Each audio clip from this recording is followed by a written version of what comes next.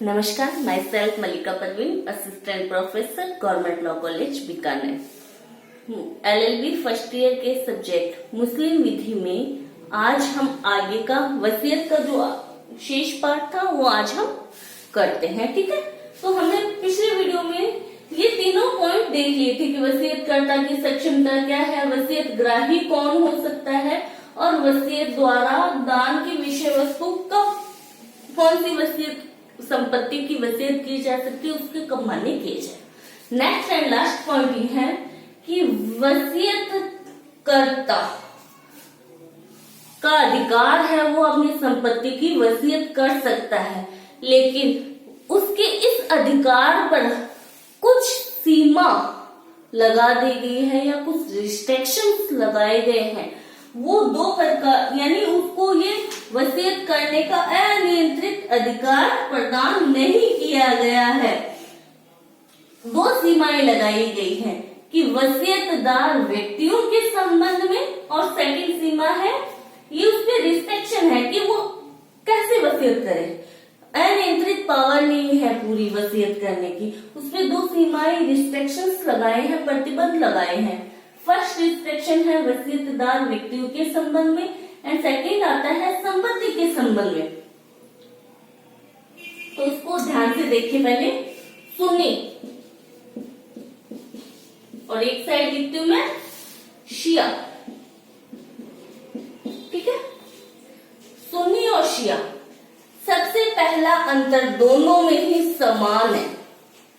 शिया और सुन्नी दोनों में बताया कि कोई भी मुसलमान व्यक्ति वसीयतदार कोई भी व्यक्ति हो सकता है, लेकिन कोई भी मुसलमान व्यक्ति अपने उत्तराधिकारियों के पक्ष में वसीयत नहीं कर सकता। कोई भी मुसलमान व्यक्ति अपने ही उत्तराधिकारियों के पक्ष में वसीयत नहीं कर सकता। ये सामान्य नियम है। उत्तराधिकारियों के पक्ष में वसीयत क्यों नहीं की जा रही है? क्योंकि उन्हें उनके उत्तराधिकार में उस प्रॉपर्टी में हिस्सा मिल जाएगा, सक्सेशन में उनको वो हिस्सा मिल जाएगा। तो क्या कोई मुसलमान अपने उत्तराधिकारी के पक्ष में वसीयत कर ही नहीं सकता क्या? तो सुन्नी विधि ये कहती है कि कोई, जैसे मुसलमान ए मुसलमान है और बी और सी और डी उसके उत्तराधिकारी हैं, तो सामान्य नियम ये है कि वो बी सी डी उत्तराधिकारियों के पक्ष में वसीयत नहीं कर सकता। थर्ड पक्ष का ई के पक्ष में वसीयत कर सकता है, कोई भी अन्य व्यक्तियों के पक्ष में। लेकिन सुन्नी में कहा कि अगर ए अपने किसी उत्तराधिकारी के पक्ष में अगर वसीयत करना चाहता, मान लो वो बी के पक्ष में वसीयत करना चाहता है प्रॉपर्टी की, तो उसे अन्य उत्तराधिकारियों की सहमति लेनी होगी। इसे वसीयतदार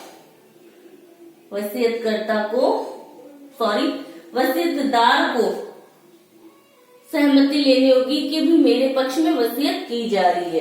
क्या है? अन्य उत्तराधिकारी, अगर वो वसीयत उत्तराधिकारियों के पक्ष में वसीयत कर रहा है तो अन्य उत्तराधिकारी की सहमति लेनी होगी। अब ये सहमति कब ली जाए? फर्स्ट पॉइंट, सुन्नी में कहा कि अगर किसी उत्तराधिकारी के पक्ष में वसीयत करनी है तो अन्य उत्तराधिकारियों से सहमति लेनी होगी।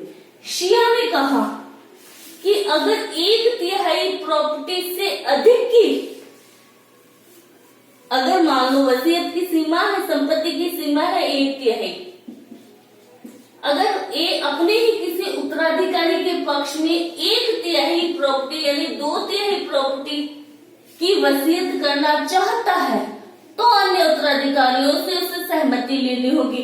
अगर वो 1/3 प्रॉपर्टी की ही वसीयत कर रहा है ए, मान लो बी के पक्ष में वो सिर्फ और सिर्फ 1/3 प्रॉपर्टी की ही वसीयत करता है, तो उसे अन्य उत्तराधिकारियों की सहमति लेने की आवश्यकता नहीं है।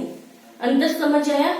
सुनने में तो चाहे प्रॉपर्टी कितनी ही हो, 1/3 है या 1/3 से अधिक है, तो भी उसे अन्य उत्तराधिकारियों की सहमति लेनी होती। लेकिन शिया में कहा कि 1/3 से कम की प्रॉपर्टी है, कुल प्रॉपर्टी की 1/3 से कम है, तो अन्य उत्तराधिकारी की सहमति की आवश्यकता नहीं है। लेकिन 1/3 से अधिक की प्रॉपर्टी वो किसी एक उत्तराधिकारी के पक्ष में वसीयत करता है तो अन्य उत्तराधिकारियों की सहमति लेनी आवश्यक है। ठीक है। अब दूसरा, अब ये अन्य उत्तराधिकारी की सहमति कब ली जा सकती है? सुनने में बताया कि वसीयतकर्ता की मृत्यु के बाद में ही इन दो की सहमति ली जा सकती है। वसीयतकर्ता की मृत्यु होने के बाद में ही अन्य जो उत्तराधिकारी हैं जिनके पक्ष में वसीयत नहीं की जा रही है, उनकी जो सहमति है वसीयतकर्ता की मृत्यु के बाद में लेनी होगी।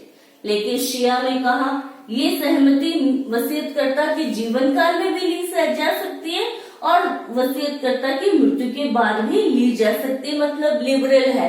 शिया वाले कह रहे हैं कि सहमति तो प्राप्त करनी है, वो उसके जीवन काल में करो या उसकी मृत्यु के बाद भी सहमति प्राप्त की जा सकती है।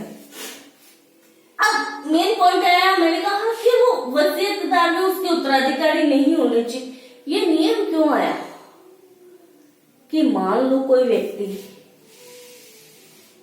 किसी एक ही, मान लो ई ने खूब सेवा करी, ये उसके उत्तराधिकारी थे, ये तो प्रॉपर्टी में हिस्सा वैसे ही प्राप्त कर लेंगे उत्तराधिकार में, लेकिन एक ही सेवा ई ने की, वो उस सेवा का मूल्य चुकाने के लिए प्रॉपर्टी उसके नाम वसीयत कर सकता है वो। ठीक है, वसीयत कर सकता है। अब उत्तराधिकारी कौन होता है, कौन किसका उत्तराधिकारी होता है, ये तो वसीयत खुलने के समय ही पता चलता है। मान लो ए और बी दोनों बाप बेटे हैं। ए वसीयत करता है बी के पक्ष में कि मेरी मृत्यु के बाद में मेरी जो भी संपूर्ण जायदाद है वो बी के नाम वो वसीयत कर देता है। एग्जाम्पल, ठीक है। अब ए सोचता है कि बी मेरा उत्तराधिकारी रहेगा, लेकिन बी की मृत्यु ए से पहले हो जाती है, तो क्या कौन किसका उत्तराधिकारी होता है ये वसीयत करते समय नहीं पता चलता। वसीयत खुलते समय कौन किसका उत्तराधिकारी होगा या पहले उत्तराधिकारी था अब नहीं रहा। जैसे दोनों भाई थे, ये कहता है मेरी तो कोई औलाद नहीं है, ये कहता है तो मैं अपनी संपूर्ण प्रॉपर्टी अपने भाई को देना चाहता हूँ, लेकिन वसीयत लिखते समय लिखा और लिखने के बाद में उसके पुत्र का जन्म हो गया, तो ये उत्तराधिकारी रहा या नहीं रहा? ये नहीं रहा। बी का ए का उत्तराधिकारी ई आ गया, उसका पुत्र आ गया, तो वसीयत खुलने के समय पता चलेगा कि कौन किसका उत्तराधिकारी बनता है। ठीक है। अब दूसरा नियम एक आता है संपत्ति के संबंध में। मुस्लिम विधि में ये सामान्य नियम है कि कोई भी मुसलमान वसीयत कर सकता है, अपनी प्रॉपर्टी की वसीयत कर सकता है, लेकिन कुल प्रॉपर्टी के 1/3 हिस्से से अधिक की वो वसीयत नहीं कर सकता। ये रिस्ट्रिक्शन है कि 1/3 से अधिक की अगर कोई व्यक्ति वसीयत करता है तो वो वसीयत मान्य नहीं होगी। फर्स्ट नियम तो ये था कि वो उत्तराधिकारियों के पक्ष में नहीं कर सकता। दूसरा नियम ये आता है कि वो 1/3 से अधिक की प्रॉपर्टी की वसीयत नहीं कर सकता। एग्जाम्पल, मान लो ए के पास की प्रॉपर्टी 4,000 रुपए थी। ए की प्रॉपर्टी कितनी थी? 4,000 रुपए थी। 4,000 रुपए, ठीक है। कुल प्रॉपर्टी ए के पास 4,000 थी। अब ए की मृत्यु होती है, ए की मृत्यु हो जाती है, 100 रुपए उसके कफन दफन यानी अंतिम संस्कार के लग जाते हैं। 100 रुपए उसका अंतिम जो भी कार्यक्रम करना होता है, जो संस्कार करना होता है, उसमें लग जाते हैं 100 रुपए।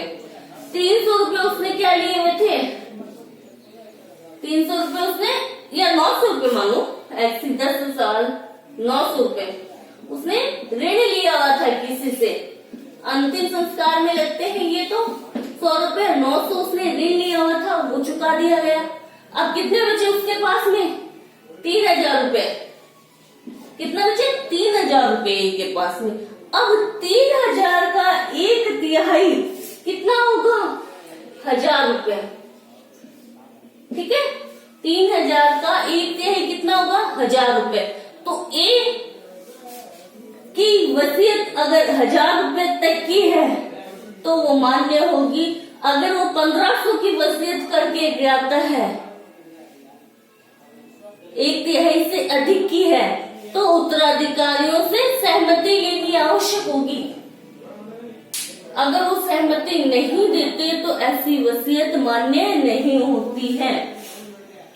सुन्नी कहते हैं कि अब 1/3 से अधिक के संबंध में उसने संपत्ति के संबंध में वसीयत कर दी, किसी उत्तराधिकारी के पक्ष में कर दी, तो अन्य जो भी उत्तराधिकारी है वो कब सहमति देंगे? वसीयतकर्ता की मृत्यु के बाद में ही सहमति देंगे सुन्नी में। जबकि शिया वाले कह रहे हैं ऐसी सहमति वसीयतकर्ता के जीवन काल में भी दी जा सकती है और उसकी मृत्यु के बाद भी ऐसी सहमति दी जा सकती है। एक पॉइंट यह कि उत्तराधिकारियों, अगर मान लो उसके कोई उत्तराधिकारी है, एक ही कोई भी वारिस है ही नहीं, पीछे कोई भी नहीं है, तो उसके लिए ये सीमा लागू नहीं होती 1000 रुपए वाली, 1/3 वाली। वो संपूर्ण प्रॉपर्टी सरकार के नाम वसीयत कर सकता है। मान लो ए है और उसका कोई भी वारिस नहीं है, कोई उत्तराधिकारी नहीं है, तो वो किसी अजनबी व्यक्ति के पक्ष में भी संपूर्ण प्रॉपर्टी, टोटल कुल उस पे 1/3 की सीमा लागू नहीं होती, वो संपूर्ण संपत्ति वसीयत कर सकता है। या सरकार के नाम बंदोबस्त कर सकता है कि मेरे जाने के बाद में मेरी संपूर्ण प्रॉपर्टी सरकार में चली जाएगी। तो ये सीमा यहाँ पर आती है। अब मान लो ए के बी सी और डी ई 4 बेटे हैं या 4 उत्तराधिकारी हैं। ए करता है बी के पक्ष में वसीयत, बी के पक्ष में वसीयत कर देता है 1/3 से अधिक की प्रॉपर्टी। तो मैंने कहा अन्य तीनों की, अन्य उत्तराधिकारियों की सहमति लेनी आवश्यक है, नहीं तो क्या वसीयत मान्य नहीं होगी। अब अन्य 3 जो बच्चे हैं उत्तराधिकारी, अगर उनमें से खाली एक ई जो उत्तराधिकारी वो ही सहमति देता है और सी और डी वसीयत सहमति नहीं देते, तो जो 1/3 से अधिक का ऊपर का जो हिस्सा है संपत्ति का, एग्जाम्पल यहाँ पर 1000 थे तो 1200 रुपए के लिए जो सहमति ए ने दी है, तो ए का हिस्सा ही कटेगा उसमें से। सी और डी का हिस्सा जिन्होंने सहमति नहीं दी है उनका हिस्सा नहीं कटेगा। जिस व्यक्ति ने, जिस उत्तराधिकारी ने उसके लिए सहमति दे दी है कि हाँ 1/3 से अधिक की वसीयत इस उत्तराधिकारी के पक्ष में की जा सकती, तो जो सहमति देता है उसी के हिस्से का लॉस होगा या उसी के हिस्से में से आनुपातिक रूप से काटा जाएगा। अब आता है कि सहमति कैसे दी जाए। समय बता दिया, सुन्नी में कब था? मृत्यु के बाद। शिया में कब था? मृत्यु के पूर्व या पश्चात कभी भी जैसे। अब सहमति, अन्य उत्तराधिकारी जो सहमति कैसे देंगे, वह एक्सप्रेस या इम्प्लाइड, अभिव्यक्त रूप से भी कह सकते हैं और विवक्षित रूप से भी सहमति दे सकते हैं। कोई निश्चित प्रारूप नहीं है, एक्सप्रेसली या इम्प्लाइड रूप से वो सहमति दे सकते हैं। अगर मान लो